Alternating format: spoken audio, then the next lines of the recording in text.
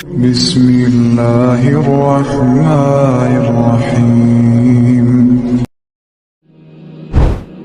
وَلَقَدْ أَخَذَ اللَّهُ مِيثَاقَ بَنِي إِسْرَائِيلَ وَبَعَثْنَا مِنْهُمُ 12 نَقِيبًا وَقَالَ اللَّهُ إِنِّي مَعَكُمْ لَئِنْ أَقَمْتُمُ الصَّلَاةَ وَآتَيْتُمُ الزَّكَاةَ وَآمَنْتُمْ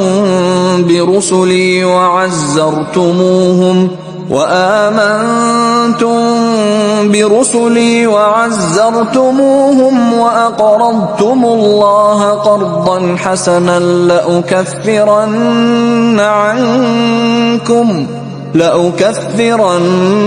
عنكم سيئاتكم ولأدخلنكم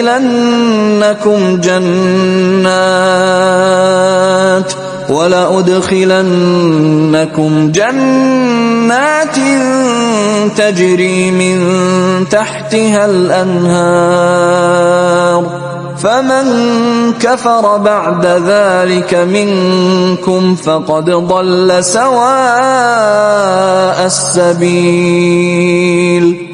اور بے شک ہم نے بنی اسرائیل سے بھی عہد لیا تھا. آپ دیکھیں ایک طرف تو صحابہ کرام کو ان کا عہد یاد دلایا گیا ہے اور پھر ایک سابقہ لاڈلی امت کا بھی بتایا گیا ہے کہ خالی عہد کرنے سے کچھ نہیں ہو جاتا. تم سے پہلے بھی لوگوں نے عہد کیے تھے لیکن جب انہوں نے عہد توڑا تو اللہ کے عذاب کا کوڑا ان کے اوپر آیا. تو یہ نہ سمجھنا کہ یہ صرف کلمہ پڑھ لیا اور عہد کر لیا تو دیٹس آل. نہیں، اب اس امتحان میں بھی پورا اترنا ہے. اب تاریخ میں سیر کروائی جا رہی ہے کہ تم سے پہلے ایک لاڈلی امت جس میں 3 کتابیں آئیں، اتنے اولوالعزم پیغمبر آئے، ان سے بھی اللہ نے عہد لیا تھا. وہی ایپیسوڈ یہاں پہ ریپیٹ نہ ہو. ہم نے بنی اسرائیل سے عہد لیا تھا اور ہم نے مقرر کیے تھے 12 سردار. ان میں وہ 12 سردار اس لیے مقرر کیے تھے کہ حضرت یعقوب کے 12 بیٹے تھے. حضرت یعقوب کا لقب تھا اسرائیل، اسی سے بنی اسرائیل یعنی اسرائیل کی اولاد، اس کے بیٹے. وہ 12 قبائل تھے. تو قبائلی چونکہ سسٹم میں تعصب بہت زیادہ ہوتا ہے، تو اللہ تعالیٰ نے وحی کے ذریعے حضرت موسیٰ علیہ السلام کو کہا کہ اس کنفرنٹیشن کو اوائڈ کرنے کا طریقہ یہی ہے کہ سارے قبیلوں کے اپنے اپنے سردار مقرر کر دو اور وہ اس کو ہینڈل کریں. اور اللہ نے فرمایا کہ بے شک میں تمہارے ساتھ ہوں لیکن شرط کے ساتھ. اب یہ شرطیں ذرا گنتے جائیں، اور یہی شرطیں اللہ کی ہم سے بھی ہیں، کیونکہ اللہ کی سنت تبدیل نہیں ہوتی. اگر تم نے نماز قائم کی، یعنی جو پہلا فرض ہے نماز پڑھنی نہیں، خالی قائم بھی کرنی ہے. اور نماز پڑھی تو مسجد میں جاتی ہے، قائم باہر کی زندگی میں ہوتی ہے. یہ نہیں کہ نماز میں ایاک نعبد و ایاک نستعین اور باہر نکل کے بابے، یہ نہیں، باہر نکل کے بھی اللہ ہی. یا نماز کے اندر آپ جو ہے وہ گناہوں سے بچنے کے لیے اللہ سے دعائیں کر رہے ہیں اور عذاب کی آیات سن کے رو رہے ہیں اور باہر نکل کے آپ وہی کام کر رہے ہیں. نہیں، باہر بھی اس کو قائم کرنا ہے. اور زکوٰۃ دیتے رہے. جیب ڈھیلی ہوتی ہے نا تو اسی وقت ہوتی ہے جب آپ اس کاز کو بڑی کاز سمجھتے ہیں. یہ لٹمس ٹیسٹ ہوتا ہے اللہ کی راہ میں خرچ کرنا. اور تم ایمان لاؤ میرے رسولوں پر، اور خالی رسولوں پہ ایمان نہیں، اور مدد کرو رسولوں کی ان یہ مشن میں. ظاہر رسولوں کی مدد یہ تو نہیں ہونی ہے کہ انہوں نے کوئی فرینچائز آپ کو دے کے جانی ہے یا انہوں نے کوئی پروڈکٹ لانچ کرنی ہے کہ آپ نے اس کی پبلسٹی کرنی ہے. نہیں، رسولوں کی مدد کیا ہے؟ لوگ سمجھتے ہوں گے کہ رسولوں کی مدد یہ ہے کہ نبی علیہ السلام کی جوتیاں اٹھا کے آگے چلنا شروع کر دیں آپ، یا نبی علیہ السلام کو وضو کروا لیں. یہ نہیں ہے. وہ سورۃ الاعراف میں ہے کہ نبی کی مدد یہ ہے کہ جو قرآن ان کے ساتھ نازل ہوا ہے ان کے اس مشن میں ان کی مدد کرنی ہے، اس پیغام کو آگے تک پہنچانا ہے. اور قرض دیتے رہو اللہ کو، قرض حسنہ یعنی ایسا قرض ہے جو دنیا میں تو اللہ لوٹائے یا نہ لوٹائے، آخرت میں کئی گنا کر کے تمہیں لوٹائے گا. یہ دیکھیں اللہ کی شفقت ہے انسانیت پہ. اسی کے دیے ہوئے مال کو اسی کی راہ میں خرچ کیا جاتا ہے تو وہ کہتا ہے یہ آپ مجھے قرض دے رہے ہو. مالک وہ ہے لیکن وہ کہہ رہا ہے میں نے تمہیں چونکہ دنیا میں اس کا مالک بنایا تھا، لہٰذا اگر میری راہ میں بھی خرچ کرتے ہو نا میں اسے قرض ہی سمجھوں گا اپنے پہ اور میں اسے لوٹاؤں گا. سورۃ البقرہ میں ہے 700 گنا تک کر کے لوٹاؤں گا، بلکہ اس سے بھی بڑھ کے. جہاں پہ اللہ نے وہ اس کی دانے کی مثال دی ہے کہ ایک دانہ بوتے ہو، اس میں سے سٹے نکلتے ہیں، پھر ہر سٹے میں 700 دانے، اور اس طریقے سے آگے. یہ جو شرائط پوری کرے گا، جو عہد کرنے کے بعد نماز قائم کرے، اللہ کی راہ میں زکوٰۃ دے، رسولوں پر ایمان لائے، ان کی مدد کرے، اللہ کو قرض حسنہ دے، جب جب ضرورت پڑے جان مال سب کچھ اللہ کے لیے لٹانے کے لیے تیار ہو جائے، تو میں ضرور بالضرور، یہ 2 تاکیدوں کے ساتھ ہے، ان سے ان کے گناہوں کو دور کر دوں گا. میں ضرور بالضرور انہیں داخل کروں گا جنتوں میں، باغات میں، ایسے باغات جن کے نیچے نہریں بہتی ہوں گی. اب ساتھ ہی پھر بات کر دی دوسری کہ جو کوئی پھر کفر اختیار کرے گا، ناشکری کی روش اختیار کرے گا، انبیاء کے ساتھ غداری کرے گا، اللہ کے ساتھ غداری کرے گا ایمان لانے کے بعد، تو ایسا شخص راہ راست سے بھٹک گیا. اور یہی ہوا اکثریت بنی اسرائیل کے ساتھ. وہ آگے فَبِمَا نَقْضِهِم مِّيثَاقَهُمْ لَعَنَّاهُمْ وَجَعَلْنَا قُلُوبَهُمْ قَاسِيَةً يحرفون الكلم عن مواضعه ونسوا حظا مما ذكروا به ولا تزال تطلع على خائنة منهم إلا قليلا منهم فاعف عنهم واصفح إن الله يحب المحسنين. تو بس سبب اس کے کہ بنی اسرائیل نے اپنا وہ عہد توڑ دیا. اللہ نے کہا کہ اتنے بڑے بڑے ہم نے عہد لیے تھے لیکن انہوں نے عہد توڑ دیا. ہم نے ان پر لعنت کی، ان کے دلوں کو سخت کر دیا. یعنی دل سخت ہو جائے پھر بات سمجھ ہی نہیں آتی. وہ اللہ کے کلام کو اپنی اصلی جگہ سے بدل دیتے تھے. یعنی بجائے یہ کہ اپنے آپ کو کتاب اللہ کے مطابق چلائیں، قرآن حکیم اس زمانے میں تورات اور انجیل جو اللہ کی کتابیں ہیں ان کے مفہوم کو بدل دیتے تھے، اپنے اصلی کلام سے ہٹا دیتے تھے. اور کچھ ان کی عادت بھی تھی، ان کو کہا گیا سمعنا واطعنا تو وہ کہتے تھے سمعنا وعصینا. کہا گیا کہو حتتن تو وہ کہتے تھے حنتتن. ہر بات کو بگاڑ کے اور بھلا دیا انہوں نے. وہ بہت بڑا حصہ جو ان کو نصیحت کیا گیا تھا انہوں نے بھلا دیا.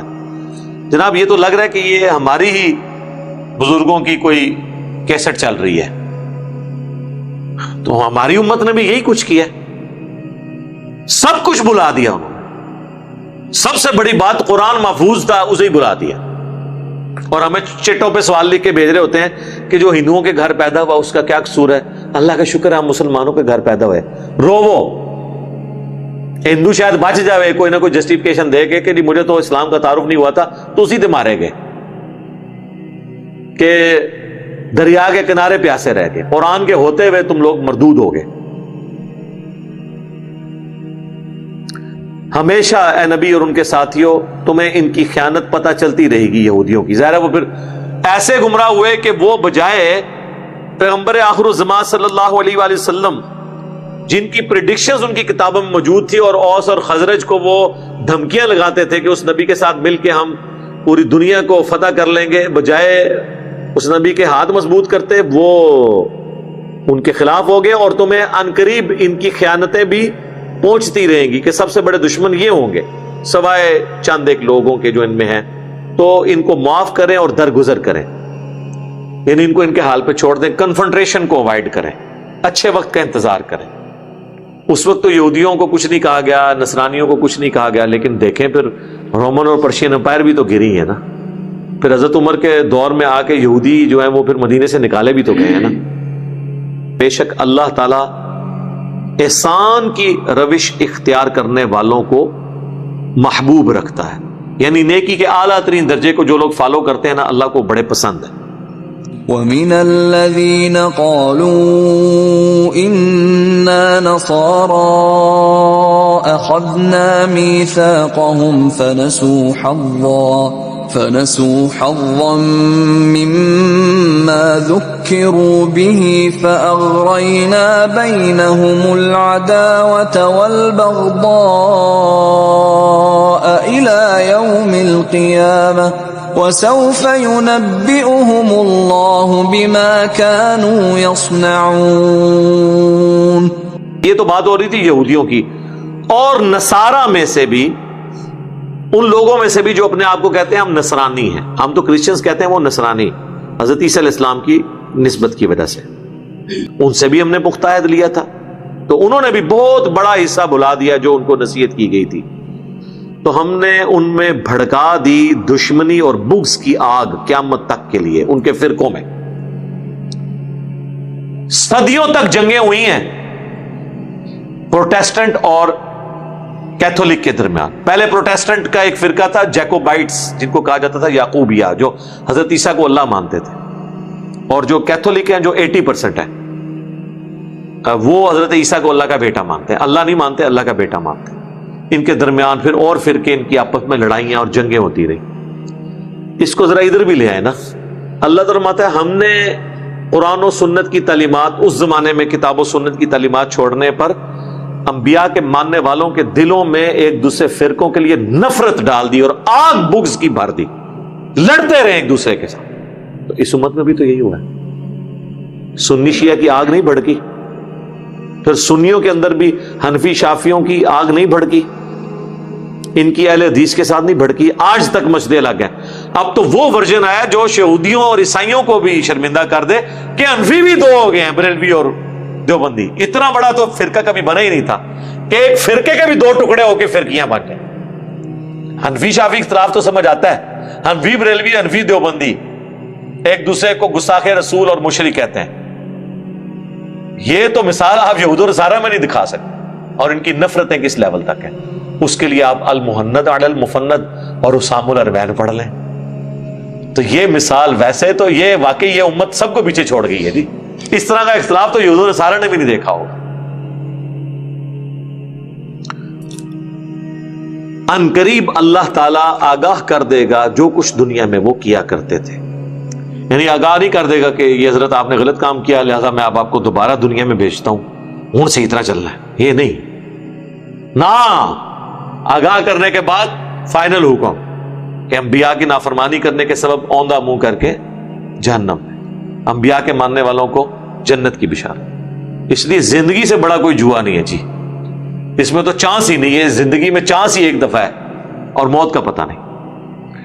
اللهم من احييته منا فاحيه على الاسلام ومن توفيته منا فتوفه على الايمان. رضيت بالله ربا وبالاسلام دينا وبمحمد نبيا. سبحانك اللهم وبحمدك اشهد ان لا اله الا انت استغفرك واتوب اليك. وما علينا الا البلاغ المبين. جزاكم الله خيرا.